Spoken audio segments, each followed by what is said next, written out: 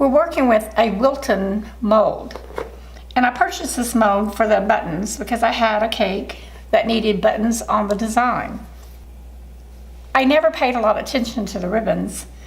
And then one day I couldn't find a ribbon to match the fondant. I'd gone to Michael's and Hobby Lobby, and all the ribbons were just a little bit shade off. It was just very difficult to find that one ribbon. So I started experimenting with the ribbons. And now I've never looked back. I just don't have time to go color match fondant. Okay, I want to show you how to make the ribbon look realistic. We're going to start by rolling out the fondant, and you want it to be pretty thin.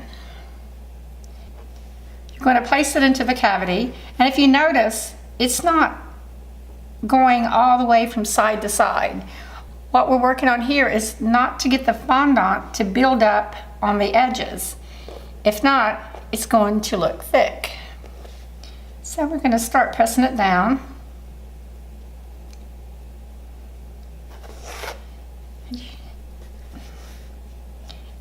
And what we're looking for here is to see the impression of the design through the fondant. So we just want to press it, and then you're going to push it forward. Now I've seen frustrated bakers in groups, and they're complaining about a mold, how it doesn't look right, but you have to play with the thickness of the fondant. And then once you do all of the different variations, you will know exactly how you want it to look.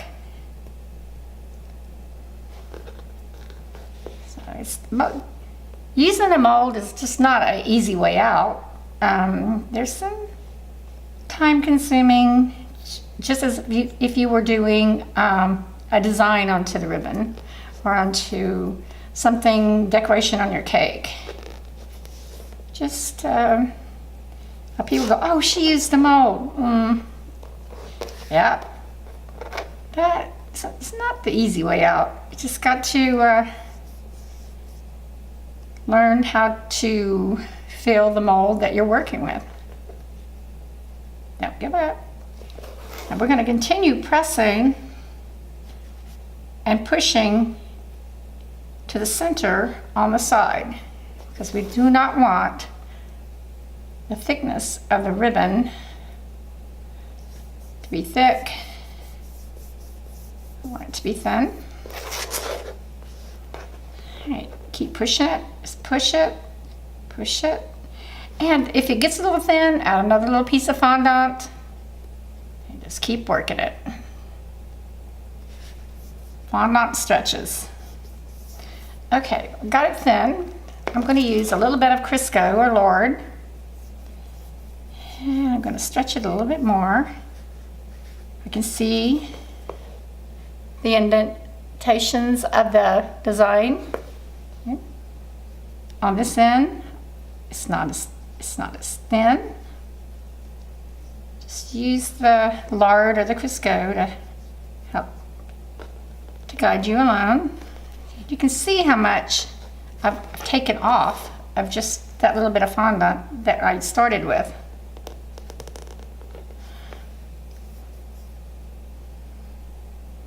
Now I usually leave a little piece right here on the side, and that's the piece that I'm going to use to take out the ribbon from the mold.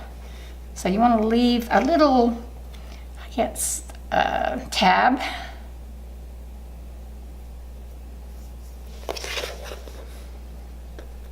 Push this a little bit more. I want it to be thin. You don't want a clunky ribbon. All right. And now what I would normally do at this stage, I would put the mold into the freezer for probably about 5 minutes. And just to kind of give it a little bit of stability so it won't tear. Okay. Take it. Just gonna pull it out. There you go.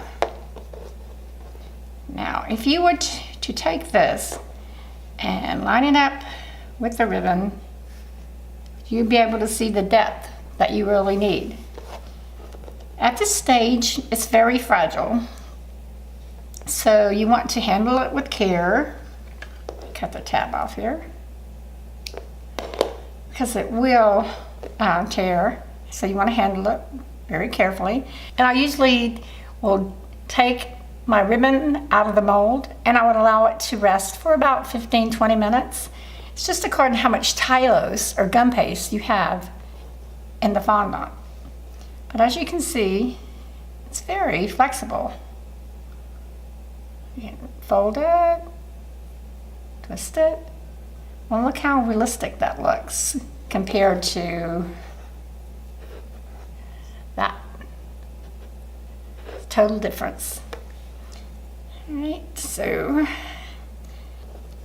after you have your ribbons and you've allowed them to rest, this one has set probably about 45 minutes because I went to fix lunch and time got away from me and the ribbons were sitting here, but they're still a little flexible.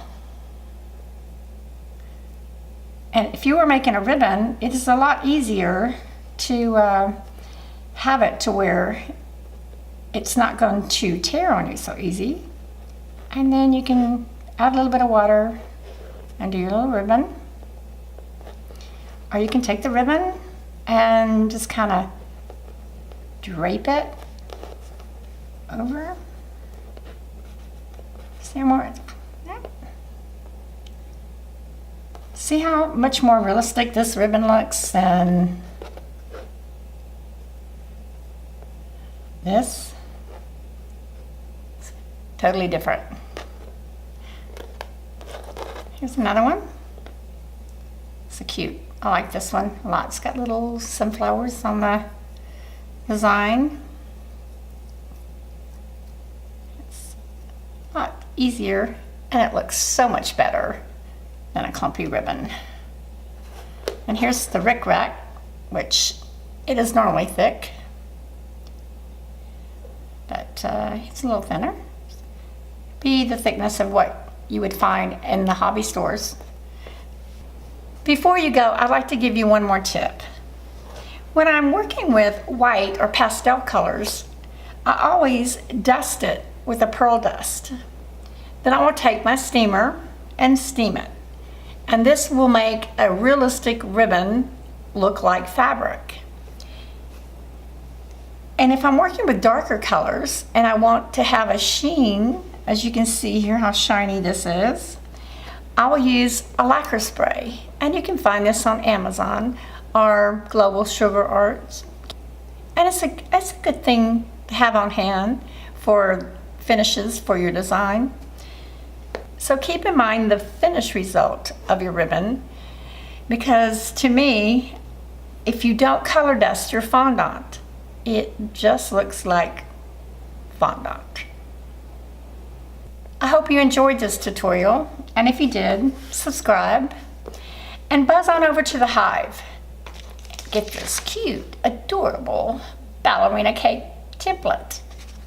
Thanks so much for watching.